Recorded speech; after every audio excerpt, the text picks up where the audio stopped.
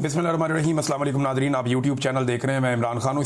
ये सारा कुछ इन्होंने एक आदमी को काबू करने के लिए, दीवार से लगाने के लिए किया, जिसका नाम इमरान खान है। कैदी नंबर 804 है, जो आज भी डटा हुआ है, बड़ी हिम्मत के साथ खड़ा हुआ है इस निज़ाम के सामने।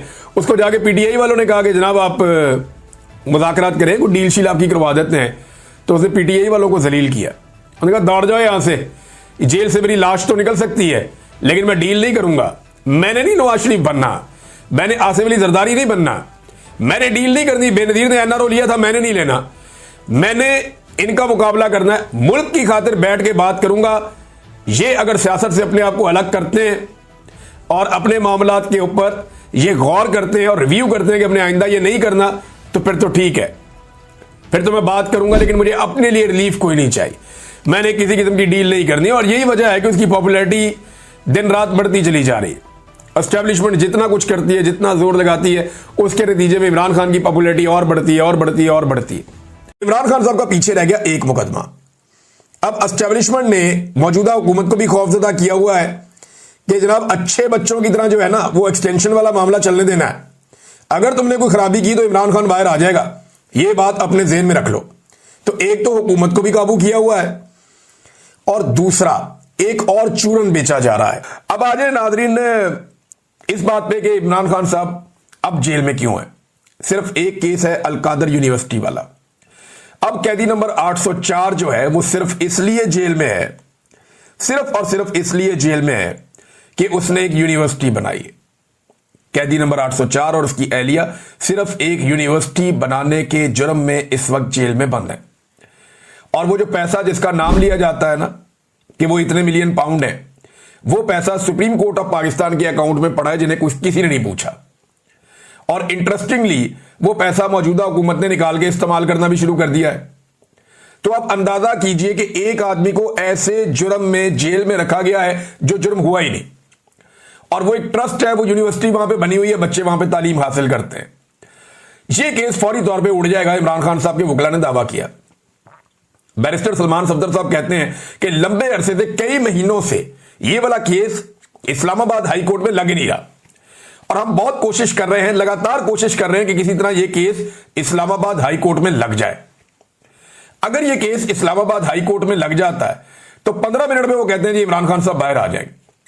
15 मिनट में इमरान खान साहब का, उनका दावा है कि अगर यह केस लग जाता है तो ये 15 मिनट का केस है, उससे ज्यादा का नहीं है। लेकिन एक बात आप और नाजरीन ज़हन में रखें कि अवामी दबाव के बगैर यह मुमकिन नहीं है। पाकिस्तान की जो मिलिट्री एस्टेब्लिशमेंट है, ये क्योंकि एक्सटेंशंस का टाइम चल रहा है, डीजी आईएसआई हो या पाकिस्तान के army chief field marshal Asim Munir हो, तो ये एक्सटेंशंस का माहौल है। इसमें बहुत सारी सियासत होगी।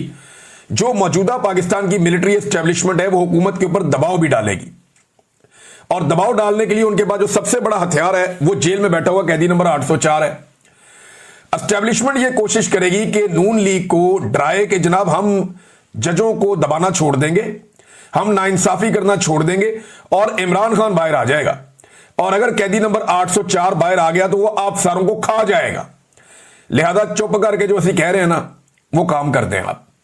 तो ये एक्सटेंशंस का मौसम है। दबाव डालने के लिए भी इन चीजों को इस्तेमाल किया जा सकता है। ज्यादा लोगों को खुश होने की जरूरत नहीं है, लेकिन अगर अवामी दबाव बढ़ा और बैरूनी और अंदरूनी दबाव ने मिलकर काम किया और अदलिया इसी तरह से फैसले देने पर मजबूर रही, तो इमरान खान साहब फिर बाहर भी आ जाएंगे। ये बाहर भी आ सकते हैं, ये जल्दी हो सकता है। लेकिन याद रखिएगा कि जो कुछ भी अगले 2-3-4 महीनों में होगा वो आर्मी चीफ की और डीजी आईएसआई की एक्सटेंशंस के साथ जुड़ा हुआ मामला होगा, उससे अलग मामला नहीं होगा।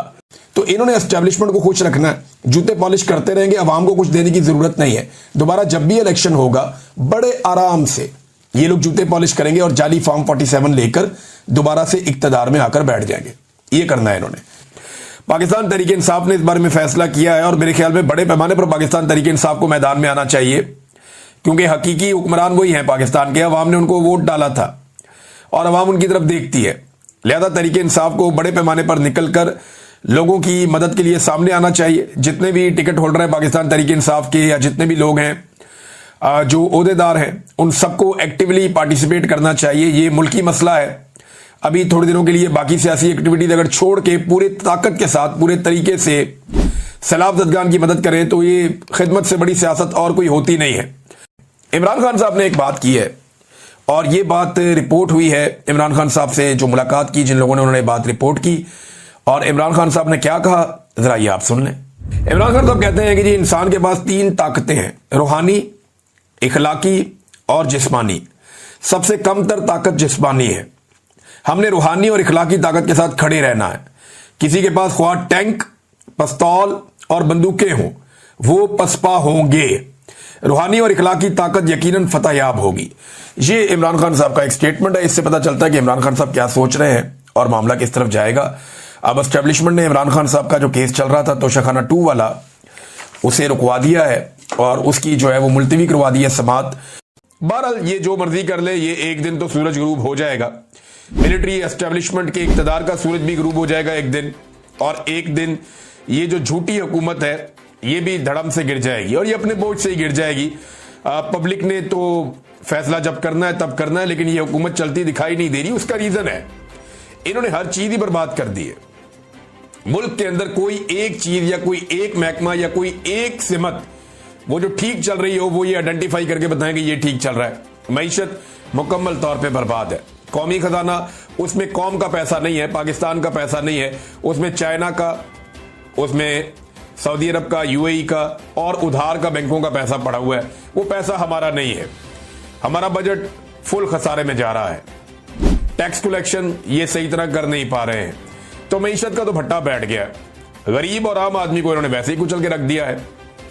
यानी ये खाने के तेल के ऊपर जो कुकिंग ऑयल होता है उसके ऊपर 175 रुपए लीटर इजाफी वसूल कर रहे हैं। चीनी के ऊपर फी किलो के हिसाब से 70, 80 रुपए की दिहाड़ी ये लोग लगा रहे हैं।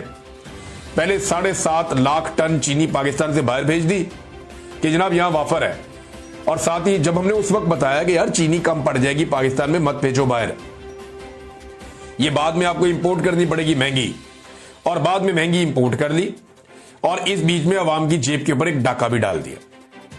एक और चीज है नाज़रीन, ये हुकूमती सहाफी बेचारे बावले हुए पड़े, रोजाना लिख देते हैं, बोल देते हैं कि इमरान खान खत्म शुद, इमरान खान की सियासत खत्म हो गई, पीटीआई खत्म हो गई, लेकिन फिर रोजाना उसी पीटीआई के बारे में प्रोग्राम भी करते हैं, उसी के बारे में खबरें भी करते हैं, सारा दिन उसी पार्टी को, उसी लीडर को डिस्कस करते हैं और शाम को एक ट्वीट करके सो जाते हैं कि इमरान खान खत्म हो गया। तो मेरा ना वैसे एक मशवरा पाकिस्तान तहरीक इंसाफ को, वो इन्हीं सहाफियों के जब प्रोग्राम में जाएं तो जब भी ये सहाफी कोई पॉलिटिकल सवाल पूछें तो इनको चाहिए मौसम पे बात करें, एंटरटेनमेंट पे बात करें, फैशन पे बात करें, म्यूजिक पे बात करें, सियासत पे बात ही ना करें। जब ये एंकर सवाल करे तो इनको जवाब दें कि यार वो तो खत्म हो गया, आपने खुद लिखा था खत्म शुद्ध, तो जो खत्म शुद्ध हो गया तो उस पर अब आप सवाल क्या करते हैं, छोड़े। अगले वीलॉग में आपको बताऊंगा। अब तक के लिए इतनी, अपना ख्याल रखिएगा, अपने चैनल का भी। अल्लाह हाफिज़।